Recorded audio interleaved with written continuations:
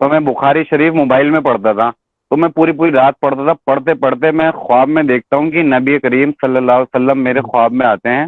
علی بھائی کا میسج آیا آپ کے لیے، ایان بھائی گولڈ ٹی وی والا 178 مسئلہ میری بیسٹ ویڈیو ہے. تو میں نے امام ابو حنیفہ کو تو پوری طریقے سے آپ بھی فالو نہیں کرتے، کیونکہ اگر آپ فالو کرتے ہیں تو آپ یہ مجھے بتائیے کہ آپ جو ہے مدینے کو حرم مانتے ہیں؟ جی بولے مانتے ہیں. میں نے امام ابو حنیفہ تو نہیں مانتے مدینے کو حرم. نہ میں وہابی نہ میں بابی، میں ہوں مسلم علمی کتابی. نہ میں وہابی نہ میں بابی، میں ہوں مسلم علمی کتابی. نہ میں وہابی نہ میں بابی، میں ہوں مسلم علمی کتابی.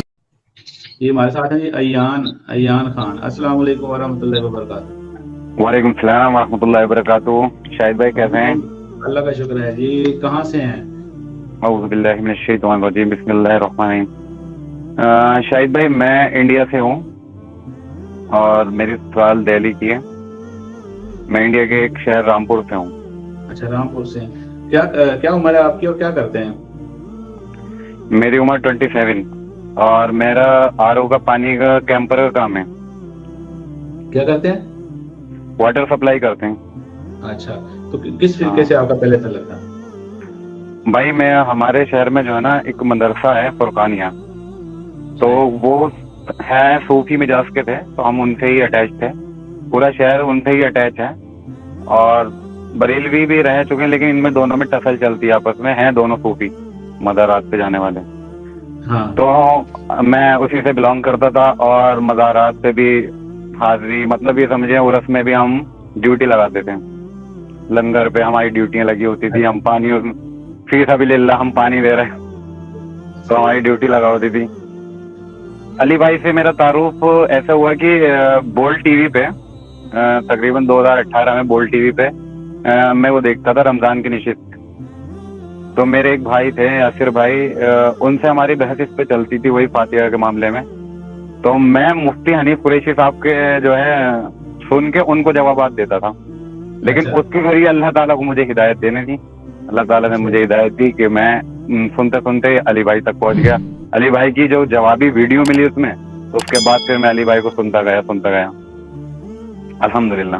تو ابھی آپ نماز سنت کے مطابق پڑھ رہے ہیں؟ جی الحمدللہ ثم الحمدللہ. ایک بار ایسا ہوا کہ میں اپنے سسرال دہلی میں مسجد میں رفع الیدین سے دیوبندی کی وہاں پہ اکثریت جو ہے، کیونکہ وہاں پہ نظام الدین ان کا مرکز ہے، تو اکثریت دلی این سی آر میں سب دیوبندیوں کی ہے. تو وہاں پہ میں ایک بار نماز پڑھ رہا تھا رفع الیدین سے. تو ایک بندہ آتا ہے اور جب میں نماز پڑھتا ہوں بولتا ہے یہ کیسے بھائی نماز پڑھتا ہے کہ یہ تو منسوخ ہو گیا ہے. میرا بھائی منسوخ نہیں ہوا ہے، یہ نماز کا افضل ترین طریقہ ہے. نبی کریم صلی اللہ علیہ وسلم نے کبھی بھی اپنے جو ہے وفات تک بھی یہ نہیں چھوڑا. بالکل ایسے. لیکن وہ اچھا معذرت کے ساتھ علی بھائی کا میسج آیا آپ کے لیے، ایان بھائی گولڈ ٹی وی والا 178 مسئلہ میری بیسٹ ویڈیو ہے. علی بھائی جزاک اللہ خیر، میرے لیے تو ہدایت کا ذریعہ ہے وہ. بالکل جی، آپ کنٹینیو کریں. کہاں ہے آپ؟ تو وہ بندہ میرے سے بولتا ہے میں نے ایسا ہے آپ مجھے کوئی حدیث ایک دکھا دیں صحیح ستہ سے جس میں منسوخ ہو گیا ہو. تو اب وہ اتنا جانکار نہیں تھا، بولا آپ میرے ساتھ مدرسے چلیں. ٹھیک ہے، میں الحمدللہ کیونکہ میرا پاکستان سے ایک گروپ میں جو ہے نا، میرا جو ہے وہیں کے علی بھائی کے اسٹوڈنٹ گروپ میں تھے، تو میں نے ایک گروپ بنا رکھا تھا جس میں نے اپنے انڈیا کے سارے لوگ بنائے تھے اور ایک سفیان بھائی جو جوابات دیتے تھے، علی بھائی کے اسٹوڈنٹ تھے وہ، تو ان کو میں نے لے رکھا تھا. تو ان سے میں نے لے کے اور پھر علی بھائی کی ویڈیو لے کے میں ریفرنس لے کے وہاں چلا گیا. تو اس مدارس میں جب میں گیا تو جتنے بھی مفتیان کرام تھے، کم سے کم کئی 20 کلومیٹر پہ وہ مدرسہ بنا ہوا، ہزاروں کی تعداد میں. اس میں انہوں نے لے جا کے میرے سامنے ترمذی کی انہوں نے وہی مسعود والی حدیث رکھ دی. اور انہوں نے حربہ کیا استعمال کیا کہ انہوں نے جو ہے عربی میں، اس میں اردو ترجمہ نہیں، لیکن میں عربی پڑھ سکتا تھا کیونکہ میں سعودی عرب بھی الحمدللہ رہا ہوں. تو میں نے اس کو عربی پڑھی. پھر میں نے کہا اس میں تو امام ترمذی کی خود کی کمنٹ ہے کہ یہ جو ہے حدیث اپنے معنی کے حساب سے صحیح نہیں ہے. تو اس کے بعد انہوں نے مفتی اکرام کے پاس میرے کو بٹھالا، اور بٹھالنے کے بعد وہ بولے کہ بھائی آپ کس کو فالو کرتے ہیں، کس امام کو فالو کرتے ہیں. میں نے تو علی بھائی والی بات کری، میں تو امام حسن کو امام حسین کو فالو کرتا ہوں. اور میں پیدا جو ہوا ہوں میں حنفیوں میں ہوا ہوں اور امام ابو حنیفہ کو بھی. بولے اگر آپ امام ابو حنیفہ کو فالو کرتے ہیں تو آپ کو جو ہے ان کی طرح ہی نماز پڑھنا پڑے گی. تو میں نے امام ابو حنیفہ کو تو پوری طریقے سے آپ بھی فالو نہیں کرتے. کیونکہ اگر آپ فالو کرتے ہیں تو آپ یہ مجھے بتائیے کہ آپ جو ہے مدینے کو حرم مانتے ہیں؟ جی بولے مانتے ہیں. میں نے امام ابو حنیفہ تو نہیں مانتے مدینے کو حرم. اور وہ میں نے ان کو پھکی دی علی بھائی کے لہجے میں. تو پھر میں نے کہا آپ شوال کے 6 روزوں کو مانتے ہیں؟ بولے جی سنت ہے وہ تو حدیث میں آئے. تو میں نے کہا امام ابو حنیفہ تو بدعت مانتے تھے. میں نے جب آپ نے اتنے مسئلوں میں امام ابو حنیفہ کو چھوڑ ڈالا تو میں نے ایک مسئلے میں چھوڑ دی تو کیا مشکل ہے؟ تو بھائی بولے کہ ایسا ہے کہ ایک ہی مسئلے پہ رہیں آپ. میں نے کہا میں تو جو بھی جس امام کی بات صحیح ہوتی ہے اس کو مان لیتا ہوں, باقی تو میرا ایک ہی امام ہے, نبی کریم صلی اللہ علیہ وسلم. تو اس کے بعد ایسا رہا کہ پھر مجھے الحمدللہ علی بھائی, میں نے شاید کسی بھی فرقے والوں کو سب سے میں مناظروں کو اتارو ہو گیا. شروع کا جوش جو ہوتا ہے نوجوانی کا, تو میں نے میسج آیا کہ یہاں بھائی آپ کا جواب قیامت تک کوئی نہیں دے سکے گا انشاءاللہ. جزاک اللہ خیر, جزاک اللہ خیر. تو پھر اس کے بعد میں نے بریلوی علماء کے ساتھ, مطلب جو وہ بولتے تھے کہ مدارس کے عالم اور فاضل ہیں, علی بھائی کے ذریعے سے کہ مجھ جیسے ان پڑھ گنوار تھے ان لوگوں کے منہ سے زبان نہیں ہے. یزید کے معاملے میں اہل حدیث سے ہوا, آخر میں اس نے ایسا کرا کہ وہ مفتی تھا اہل حدیث کا, اس نے کیا بولا کہ اس نے ابن زبیر پہ ہی الزام لگانے رکھ دی کہ واقعہ حرا اس نے کیا, نعوذ باللہ. تو یہ لوگ اتنے ایسے ہو گئے. پھر میرے پر ایک الزام یہ لگا کہ میں مسجد کا جو ہے خادم تھا, نائب متولی بھی تھا, تو میرے پر الزام یہ لگتا تھا کہ میں امام بھگا دیتا ہوں. مولوی میرے کہنے سے بھاگ جاتے ہیں. وہ ہوا ایسا ہے کہ جب ہم نے سورہ فاتحہ ان کی علی بھائی کی پہلے کی ویڈیو دیکھی تو علی بھائی نے کہا کہ سختہ امام کرے. میں نے اس سے بولا کہ تو اگر مغرب میں نے اس سے کہا تو وہ ناراض ہو گیا. میں نے کہا اگر تو نے عشاء میں سختہ نہیں کرا نا سورہ فاتحہ کے بعد, تو میں نے کہا تو عشاء کی نماز پڑھانے نہیں دوں گا, میں کل کو گھر چلا جائے گا کپڑے باندھ کے. اس نے بھی تھوڑا سا سختہ کیا, اس کے بعد 3 دن میں چھوڑ کے چلا گیا. پھر میں دوسرا امام لایا الحمدللہ. اچھا میں شروع سے ان لوگوں میں رہتا تھا تو میرا فرقانیہ والوں سے سب سے معاملہ تو تھا, اس لیے میں سارے مولویوں کو لے آتا تھا.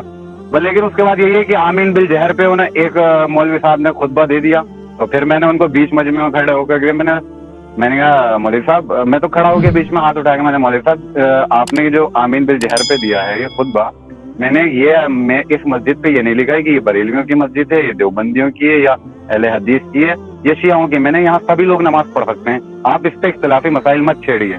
میں نے آپ کو جو بتانا ہے بتائیے. میں نے کہا جو آپ کے پاس دلیل نہیں ہوگی لیکن ہمارے پاس اس سے زیادہ دلیلیں ہیں, اس لیے آپ جو اختلافی مسائل نہیں چھوڑیے.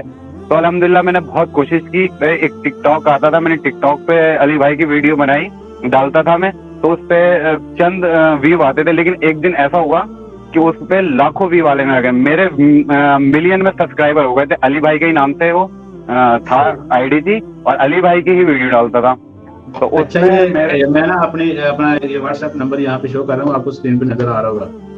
تو یہ آپ نے اپنا نام لکھ کے, کنٹری کا نام لکھ کے, تو آپ نے واٹس ایپ پہ ہم سے لازمی رابطہ کرنا ہے انشاءاللہ. جی تو اس کے بعد میں نے یوٹیوب پہ بھی چینل بنایا, لیکن یوٹیوب پہ اتنی سکسیس نہیں ملی, 800 کچھ سبسکرائبر ہیں. لیکن ابھی میرا انسٹاگرام پہ علی بھائی کی ویڈیو چلاتا ہوں, اس پہ میرے تقریباً 8,000 فالوور ہیں. اور الحمدللہ کافی جو ہے دین کے لیے میں کوشش کرتا ہوں جہاں تک مجھ سے ہوتی ہے. لیکن مناظروں کا کچھ زیادہ شوق ہو گیا. میں یہ سوچتا ہوں کہ علی بھائی کے اسٹوڈنٹ سے یہ لوگ نہیں لگتے, تو علی بھائی کے سامنے یہ طارق مسعود بیٹھ جاتے تو مشین میں چڑھ کے نکلتے ہیں. بالکل, وہ تو ظاہر ہے واقعہ ہو گیا, وہ تو ایک پراپوگنڈا تھا. جی وہ تو سامنے سے نظر آیا. کوئی عقل سے ہی اندھا ہوگا تو وہ سمجھے گا, کیونکہ ان کے پاس جب علی بھائی کے ایڈمن کا نمبر, آپ یہ کہہ رہا ہو کہ میرا جو ہے اس پہ سے فوٹو ہٹا دو, تو آپ یہ نہیں کہہ سکتے میں آپ سے ملنے آ رہا ہوں, آپ ویڈیو بنا رہا ہوں. تو علی بھائی آپ کو دیکھ رہے ہیں, آپ کو سن رہے ہیں, کوئی آپ کا کوئی ہے کوئی پیغام ان کو دینا چاہیں کوئی؟ علی بھائی آج تک الحمدللہ صرف سب کچھ آپ سے ہی سیکھا ہے. ایک بار ایسا ہوا کہ میں جب تک میرا آپ سے تعارف نہیں تھا تو میں بخاری شریف موبائل میں پڑھتا تھا, تو میں پوری رات پڑھتا تھا. پڑھتے پڑھتے میں خواب میں دیکھتا ہوں کہ نبی کریم صلی اللہ علیہ وسلم میرے خواب میں آتے ہیں, اور میں دیکھتا ہوں کہ ان پہ میں درود پڑھتا ہوں, اور میری آنکھ کھلتی ہے. تو پھر میری ایک یہاں پہ درگاہ ہے حضرت حافظ شاہ جمال اللہ, وہ بھی اہل بیت سے ہی تھے جہاں تک میں نے سنا ہے. تو میری آنکھ وہاں کھلتی ہے کہ میں وہاں پہ بیٹھا ہوں. تو اس کے بعد میں بڑا بے چین اپنے مفتی ریحان صاحب کے پاس گیا, جا کے پوچھا تو انہوں نے, تو وہ تو ظاہر سی بات ہے, تو انہوں نے حنفی, انہوں نے کہا جی آپ نے بالکل دیکھا. لیکن میرا دل اندر سے خود نہیں مان رہا, جبکہ میں علی بھائی کا تعارف بھی نہیں ہوا تھا, میرا دل نہیں مان رہا کہ یار میرے جیسا گناہگار کیسے نبی کریم صلی اللہ علیہ وسلم کا اور اتنا میں پرہیزگار بھی نہیں. تو اس اس کو خواب بھی جی ابھی آپ اس خواب کا مطلب پوچھنا چاہ رہے ہیں, تعبیر پوچھنا چاہ رہے ہیں؟ نہیں میں مطلب نہیں پوچھنے جا رہا. میں نے یہ خواب کا بھی جو ہے مجھے پتا چلا تو علی بھائی کے ذریعے پتا چلا کہ آپ ایسے ایسے دیکھیں گے جب ہی وہ خواب سچ ہوگا. اچھا میں آج تک جو ہوں نا, میں نے الحمدللہ ثم الحمدللہ کہ آج تک میں کسی بات میں نہیں گرا جو علی بھائی سے سیکھا ہے. صرف ایک سوال ایسا ہے جس میں آ کے بالکل میرا لاجواب ہو جاتا ہوں میں, کہ ہمارے یہاں رامپور میں بھی میرے خود کے سگے تاؤ جو تھے, بڑے چاچا, وہ قوالی ہوتی تھی. ہمارے گھر میں چراغ تھا, آج بھی ہے چراغ, لیکن اب اس پہ چراغا نہیں ہوتا. تو ان پہ جب قوالی ہوتی تھی تو ان پہ پیشی پڑتی تھی, وہ اپنے حال بھول جایا کرتے تھے. اور ہماری ہاں گشی, وہ مطلب ہاتھ پیر چلاتے تھے, ان کو اپنا ہوش نہیں ہوتا تھا. کبھی دیوار پہ ہاتھ, کبھی تکیے ڈالنا پڑتے تھے ان کے نیچے. تو ان کا اب تو اللہ تعالیٰ ان کو جنت عطا کرے, ان کی مغفرت کرے, اب تو وہ دنیا میں ہے نہیں. تو کوئی بھی ہماری خوشی ہوتی تھی تو پہلے قوالی کرانا پڑتی تھی, اجازت لینا پڑتی تھی. تو ان کا ہاتھ پکڑتی تھی ہماری پھپھی, تو وہ فیوچر کے بارے میں کچھ پوچھتے تھے, یہ رشتہ ایسا ہو جائے گا یا نہیں ہوگا. تو وہ صحیح بھی نکلتا تھا اور کچھ غلط بھی نکلتا تھا. وہی میں آج بھی ہمارے محلے میں تقریباً کہیں قوالی ہوتی ہے تو لوگوں پہ گشت آ جاتے, مطلب یہ کیا سین ہے. اچھا قرآن میں جیسے علی بھائی نے بتایا, قرآن میں ہے کہ قیامت کے دن ایسا اٹھے گا جیسے اس پہ شیطان حاوی ہو گیا تھا. تو اس حساب سے میں سوچتا ہوں صحیح بھی ہے یا غلط ہے, اس میں پھنستا ہوں. بس میں علی بھائی سے اتنا ہی پوچھنا چاہتا ہوں. اچھا آپ کا یہ سوال ہے کہ وہ جو گشی پڑتی تھی اور وہ جو مستقبل کی خبریں بتا دیا کرتے تھے کبھی کبھی, تقریباً سچ بھی ہو جایا کرتی تھی اور غلط بھی. جی وہ بات تو اصل تو یہ ہے کہ 100% ان کی صحیح ہو نا. لیکن میں نے یہ آپ کا سوال نوٹ کر لیا ہے, تو انشاءاللہ علی بھائی آئیں گے تو کوشش کریں گے جی آپ کا اس سوال کا جواب مل جائے. تو علی بھائی کا آپ کے لیے میسج بھی آیا ہے. علی بھائی ایان بھائی میری علم نجوم والی ویڈیو دیکھ لیں. علی بھائی تقریباً میرے خیال سے میں نے آپ کی جب سے لے کے اب تک کل رات والی تک میں ویڈیو دیکھ چکا ہوں الحمدللہ. جو علی بھائی نے بتائی یہ ویڈیو دیکھی جی علم نجوم والی بھی دیکھی ہے میں نے, لیکن اس کا تھوڑا سا تفصیلی جواب مجھے دے دیں گے تو تھوڑا سا میں سمجھ میں. ٹھیک ہے انشاءاللہ علی بھائی آئیں گے تو وہ انشاءاللہ اس پہ بات کریں گے. ٹھیک ہے ایان خان بھائی. شاہد بھائی کیا میرا, ہم انڈیا سے رہتے ہیں, ہمارا تو بس خواب ہی رہ جائے گا علی بھائی سے میں نا بس بوز ہی کرنے کا. شیئر کر دیا, بہت بہت شکریہ ہمارے ساتھ انڈیا سے. اچھا علی بھائی ایان بھائی تھے ہمارے ساتھ انڈیا سے, وہ پوچھتے کہ ان کے کوئی رشتہ دار ہیں کہ ان کو جب وہ قوالی کرتے ہیں نا, قوالی ہوتی ہے ان کو گشی کے دورے پڑتے ہیں اور ان سے پوچھتے ہیں مستقبل کی خبریں, تو وہ کچھ اس میں صحیح بھی بتا دیتے ہیں, کچھ غلط بھی بتا دیتے ہیں. یہ کیا چیز ہے, حقیقت کیا ہے اس کی؟ اس طرح کی مستقبل کی کئی خبریں تو میں نے بھی بتائی تھی. اٹھا کے دیکھیں 2012 کا میرا لیکچر, انڈیا اور پاکستان کے بزرگوں کی 19 گستاخانہ عبارات کا تحقیقی جائزہ, اندھادھند پیروی کے انجام کو میں نے ویڈیو میں ریکارڈ کرایا تھا. اس میں نے 2012 میں پیش گوئی کی تھی, آج 2022 میں آپ پوری ہو چکی ہے. آپ لائیو سٹریم میں آ کے دیکھ لیں گے. میں نے کہا تھا کہ جس دن بریلویوں نے حق قبول کیا آپ دیکھیں کہ دنیا میں انقلاب آئے گا. اور میں نے اس میں کہا تھا یہ انقلاب اہل حدیث نہیں لائیں گے, دیوبندی نہیں لائیں گے, شیعہ نہیں لائیں گے, بریلوی جب حق قبول کریں گے. جس طرح قریش مکہ نے جب نبی الاسلام کی دعوت قبول کی تو وہ عرب کی سرزمین سے باہر نکلی. اور میں نے کہا تھا کہ یہ ویڈیو, میں امید کرتا ہوں کہ یہ ویڈیو سبب بنے گی ان کے لیے ہدایت کا. ان کو دھوکہ دیا گیا ہے کہ باقی سب گستاخ رسول ہیں, ہم لوگ عاشق رسول ہیں, جبکہ ان کے بزرگ یہ سارے کام ڈال کے گئے ہیں. چشتی رسول اللہ اور حش بیش کی باتیں اور کشف مجہوب کی.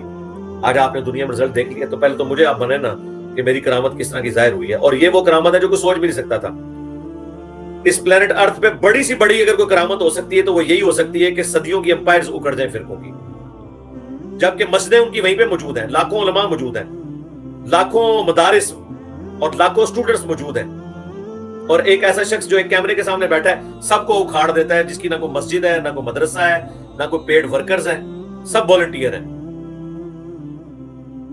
تو یہ اللہ کا شکر ہے. اب آ جائیں اس کی طرف, وہ جو کہہ رہے تھے نا, یہ جو حال پڑھنا ہے یہ پیورلی سائنٹیفک فینومنا, اسے کہتے ہیں انگلش میں ریزوننس, اردو میں گمک. جو لوگ فزکس پڑھے ہوئے, جب بھی آپ کوئی میوزک یا کوئی ایسی آواز سنتے ہیں نا اور اس کی فریکوینسی آپ کی نیچرل فریکوینسی کے ساتھ میچ کر جائے تو آپ پہ غشی طاری ہو جائے گی. اسی لیے آپ میٹرک میں فزکس لیول پہ پڑھتے ہوں گے کہ جب فوجی کسی پل کے اوپر سے گزرتے ہیں تو انہیں مارچ کرنے سے روکا جاتا ہے, کیونکہ وہ بالکل ایک ہارمونی کے ساتھ مارچ کر رہے ہوتے ہیں نا, تو آہستہ آہستہ پل کا ایمپلیٹیوڈ بڑھنا شروع ہو جاتا ہے, وہ اتنا بڑھ جاتا ہے کہ وہ ٹوٹ جاتا ہے.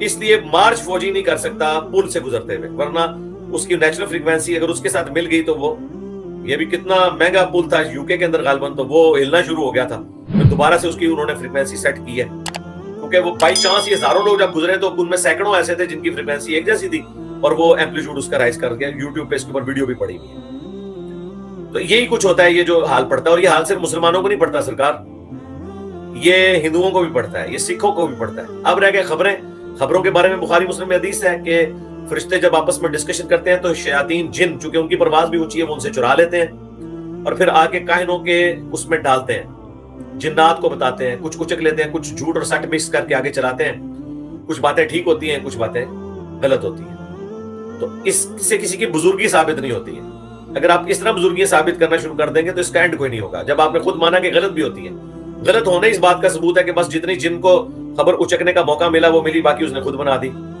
تو اس کے اوپر وہ جو کہہ رہے تھے میں نے لیکچر دیکھے آپ وہ لیکچر دوبارہ دیکھیں علم نجوم اور انجینئر محمد علی مرزا اس میں نے سب کچھ بتایا کہ کون سی چیز علم الغیب ہے کون سی چیز علم نجوم جس کو یہ کہہ رہے ہوتے ہیں شیاطین کی خبریں یہ کیا ہیں علم الغیب بھی ہمارے لوگ سمجھ ہوتے ہیں علم الغیب یہ ہے کہ اب کسی بندے نے الٹرا ساؤنڈ کروایا اس کو پتا چل گیا علم الغیب نہیں ہے انسٹرومنٹ سے علم حاصل ہوا ہے علم الغیب وہ ہے جو بغیر انسٹرومنٹس کے علم حاصل اسے علم الغیب کہتے ہیں بارش کا پتہ چل جانا علم الغیب نہیں ہے